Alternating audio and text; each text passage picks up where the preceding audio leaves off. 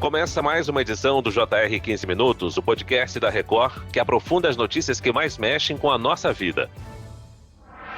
O prazo para a regularização do título de eleitor termina na próxima quarta-feira, 8 de maio. O Tribunal Regional Eleitoral do Estado de São Paulo recebeu nos últimos dias mais de 20 mil eleitores, ultrapassando 1 milhão de atendimentos em 4 meses. Eleitor em situação irregular não poderá votar nas eleições municipais em 6 de outubro para a escolha de prefeitos e vereadores. Como regularizar o título eleitoral? Quais são as principais datas do calendário eleitoral de 2024 e a importância do voto? O JR 15 Minutos de hoje esclarece essas e outras dúvidas com a secretária de Comunicação Social do TRE de São Paulo, Eliana Passarelli. Seja bem-vinda, Eliana. Muito obrigada, estamos à disposição para esclarecer os ouvintes. Quem nos acompanha nessa entrevista é a repórter da Record em Brasília, Vanessa Lima. Vanessa, faltam 6 meses para as eleições de 2024 e o eleitor não pode perder uma das principais datas do calendário eleitoral, não é mesmo? Oi, Fara. Olá, Eliana. Exatamente, Fara. Em outubro acontecem as eleições municipais de 2024 e todo mundo que tem mais de 16 anos precisa ficar atento aos prazos dos processos para não perder nenhum deles. As datas são para eleitores, candidatos, partidos políticos e inclusive para a própria Justiça Eleitoral. Por exemplo, os cartórios estarão de portas abertas até a próxima quarta-feira, 8 de maio, para atender quem precisa tirar ou regularizar o título. Eliana,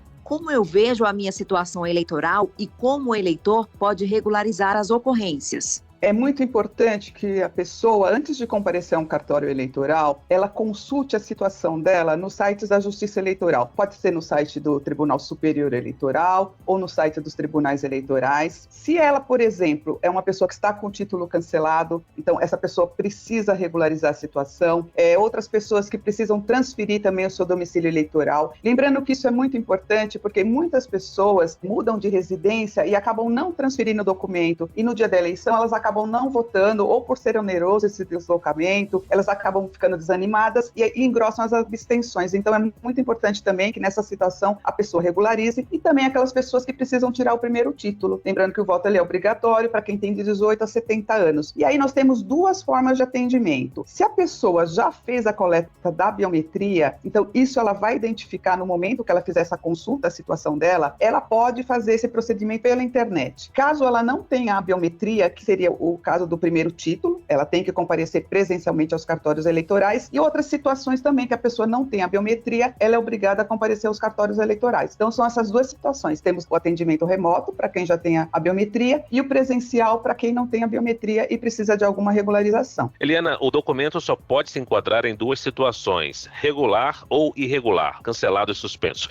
O que determina essas condições? Além disso, quando ocorre o cancelamento de um título eleitoral? O cancelamento ocorre quando a pessoa deixa de votar em 3 turnos consecutivos e não justifica a ausência, mas tem que ser 3 turnos consecutivos, porque essa pessoa simplesmente desapareceu, ela não mostrou, né, está atuante, então o título é cancelado. Também quando a Justiça Eleitoral fez uma série de revisões biométricas obrigatórias, isso até 2019, por exemplo, só no estado de São Paulo, foram mais de 500 cidades que passaram por revisão. Então aquele eleitor que não compareceu à revisão, muitas vezes porque ele já tinha mudado daquela cidade, não tomou conhecimento da revisão, o título dele também foi cancelado. Então isso é muito importante, as pessoas têm que comparecer. Agora, a pessoa pode estar com o título irregular, mas isso não vai impedi-la de votar. Por exemplo, eu deixei de votar apenas em uma eleição e ainda não paguei a multa. Isso não cancela o título. Então a inscrição está em vigor. Por isso que é importante que a pessoa consulte. Aqui em São Paulo, o Tribunal Regional Eleitoral realizou atendimentos no último feriado, no Dia do Trabalho. Foram mais de 20 mil. Parece que o eleitor está interessado em votar esse ano. A maior parte, cerca de 89%, ocorreu de forma presencial. Então, Eliana, eu pergunto qual a importância de regularizar a situação eleitoral? Olha, é muito importante. Eu acho assim, as pessoas, elas devem levar em consideração que tudo que é feito na política, tudo que é desenvolvido no cenário político, influencia a vida do cidadão, da cidadã. E esse é um momento que nós temos para escolher os nossos representantes. Então, ela tem que estar o título regular para participar das eleições. Esse é o primeiro principal motivo. O segundo motivo é porque ela tem uma série de impedimentos transitórios quando ela não está com o título regular. Então, por exemplo, se ela vai fazer a matrícula no estabelecimento oficial de ensino, no caso dos jovens, né, até pessoas mais velhas, é pedida a quitação eleitoral, ela vai tirar um passaporte, se é funcionário público, é exigida a quitação eleitoral, a posse em concursos públicos, né, nós temos agora esses concursos gigantescos que estão acontecendo, então ela vai precisar também da quitação eleitoral. Eliana, o horário de atendimento de auditórios e postos do Tribunal Regional Eleitoral também será estendido. Além da regularização, muitas pessoas poderão tirar o título pela primeira vez. Quais são os documentos exigidos, hein? Sim, então lembrando, nós temos hoje o voto opcional para os jovens que têm mais de 15 anos, então aqueles de 15, 16, 17 é opcional. Se ele tem 15 anos hoje, ele já pode tirar o título, ele só poderá votar se ele completar 16 até a data da eleição, o primeiro turno é 6 de outubro. Então esses jovens devem comparecer ao cartório eleitoral para o primeiro título e eles vão levar um documento de identificação com foto, além de um comprovante de residência recente, que pode ser inclusive em nome dos pais. Outras situações também, aquelas pessoas que têm mais de 18 anos, no caso da pessoa que completa 19 anos, quer dizer, nasceu em 2005, completa agora, ela tem que levar também a ação do serviço militar. E os cartórios eleitorais do estado de São Paulo, eles vão atender nos dias úteis das 9 da manhã às 5 horas da tarde, por ordem de chegada. Isso é muito importante, porque até então nós tínhamos o agendamento, esse agendamento nesses últimos dias não é mais necessário. Eliana, mais de 400 mil jovens entre 15 e 17 anos solicitaram a primeira via do título de eleitor nos 2 primeiros meses deste ano, para estarem aptos a votar nas eleições municipais. O voto dessas pessoas é facultativo no país e ainda assim o interesse dessa parcela em participar das decisões do país desde cedo tem aumentado?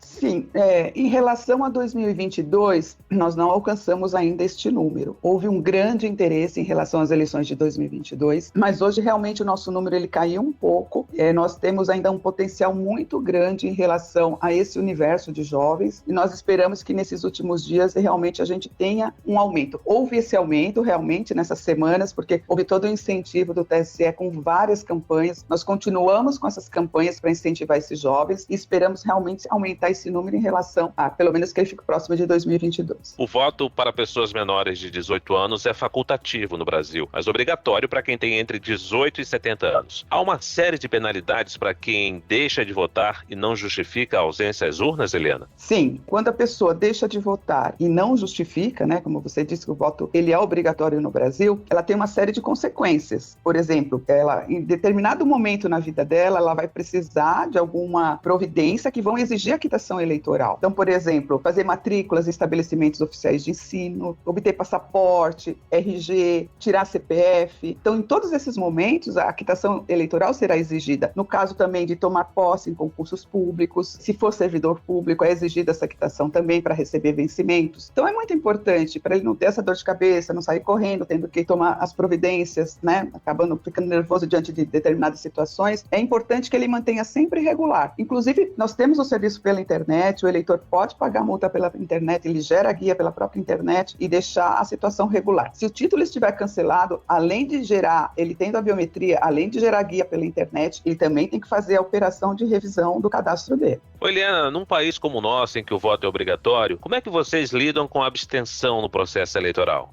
Então, ela tem girado em torno de 20%, 21%. É uma abstenção que ao longo dos anos ela tem aumentado. Hoje as pessoas entendem muito mais esse processo de justificativa, então muitas vezes elas acabam justificando, não participam. Então eu acho que tudo isso facilita a abstenção. Principalmente, como eu falei, em relação à transferência de domicílio eleitoral, nós temos uma abstenção muito grande de pessoas que estão fora do seu domicílio eleitoral e que justificam no dia da eleição, acabam não votando. Então isso eu acho que é uma dificuldade que nós temos. Nós precisamos incentivar as pessoas a participarem mais. A Justiça Eleitoral tem feito isso. Nós temos nossas escolas judiciárias eleitorais, isso em todos os estados nós temos ações. Já trabalhamos com jovens desde cedo para que eles despertem essa consciência cívica, essa necessidade realmente de participar do processo eleitoral. Eliana, a biometria é uma tecnologia que garante a segurança do voto. O eleitor que não tem a biometria coletada, ele poderá votar nas eleições municipais? Ele poderá votar. A biometria não é obrigatória no momento da votação, então Então, nessa reta final, inclusive em São Paulo, nós não recomendamos que o eleitor procure os cartórios somente para coletar biometria. Se a situação dele está regular, ele consulta isso pelo site, ele não precisa procurar o cartório, porque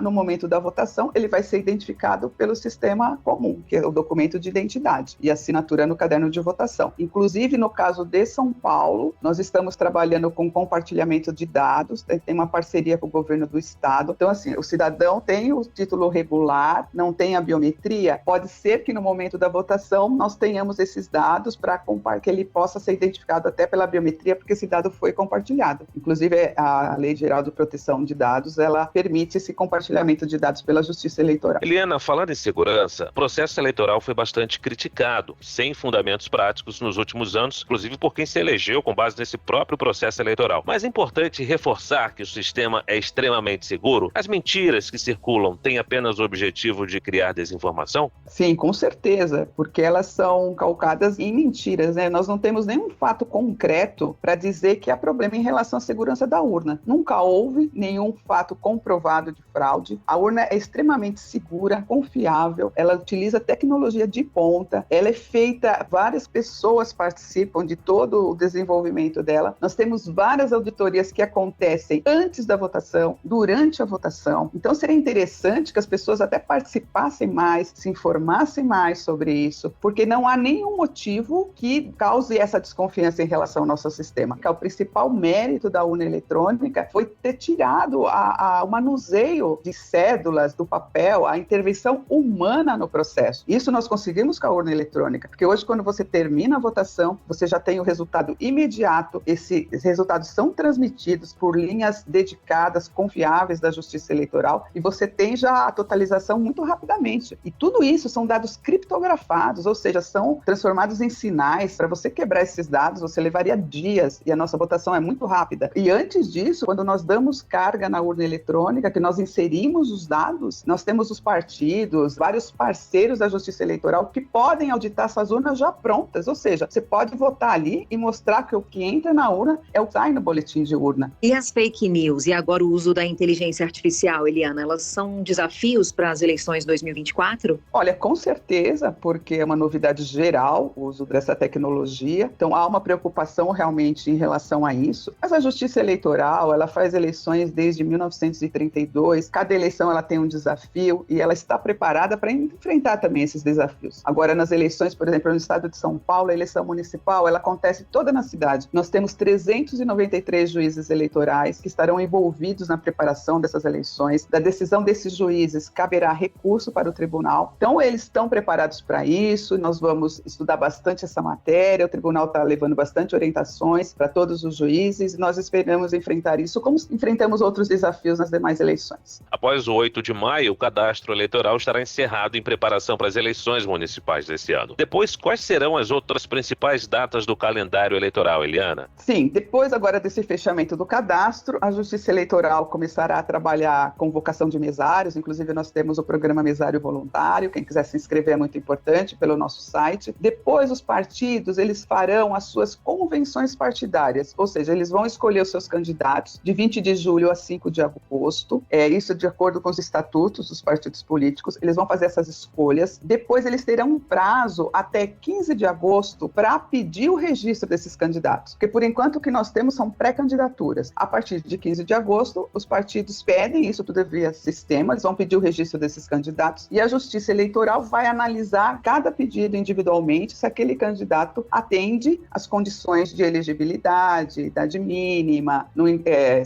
filiação ao partido político, domicílio eleitoral, e se eles não incorrem em nenhuma inelegibilidade, ou seja, se eles não têm nenhuma condenação que impeça a candidatura. Depois disso, nós teremos o início da propaganda, que é 16 de agosto. É um momento que todos devem começar juntos, é questão de isonomia e equilíbrio, por isso que a propaganda antecipada ela é proibida, para que ninguém saia na frente e se beneficie disso. E depois teremos a propaganda em rádio e televisão, que começa em 30 de agosto. Aí nós faremos toda uma divisão dos horários, de acordo com a representação na Câmara dos participantes, e começará o horário eleitoral. E 6 de outubro temos o primeiro turno. Caso nos municípios com mais de 200 mil eleitores, ninguém for eleito, nós temos o segundo turno em 27 de outubro. Eliana, falando aí da propaganda eleitoral, você disse que começa no dia 16 de agosto. Então, até essa data, qualquer manifesto com pedido de voto pode ser considerada irregularidade irregularidade? Sim, a propaganda antecipada, ela é toda normatizada na Lei 9.504. Então, tem várias ações que são permitidas aos pré-candidatos. Falar das suas qualidades, se colocar no cenário político. Agora, não pode haver o pedido explícito de voto, nem de tal forma, às vezes não é tão explícito, mas fica caracterizado que há algum pedido de voto naquela ação. Isso a legislação ela não permite. Muito bem, a gente vai reforçar então aqui a importância do voto e convidar os eleitores, os cidadãos, a verificarem a situação de seus títulos. Nós chegamos ao fim desta edição do 15 Minutos. Eu agradeço a participação da secretária de Comunicação Social do TRE São Paulo, Eliana Passarelli. Muito obrigado, Eliana. Obrigada, Luiz. Obrigado, Vanessa. Eu agradeço também a presença da repórter da Record em Brasília, Vanessa Lima. Valeu, Vanessa. Obrigada, Fara, pelo convite. Eliana, obrigada também pelas informações e esclarecimentos aqui com a gente. Nosso podcast contou com a produção de David Bezerra e dos estagiários Fernando Russo e Isabela Santos. Sonoplastia de Marcos Vinícius. Coordenação de conteúdo, Edivaldo Nunes e Deni Almeida. Direção editorial, Tiago Contreira. Vice-presidente de jornalismo, Antônio Guerreiro. Você pode acompanhar o JR 15 Minutos no portal r7.com, nas redes sociais do Jornal da Record e nas principais plataformas de streaming. Te aguardamos no próximo episódio. Até lá.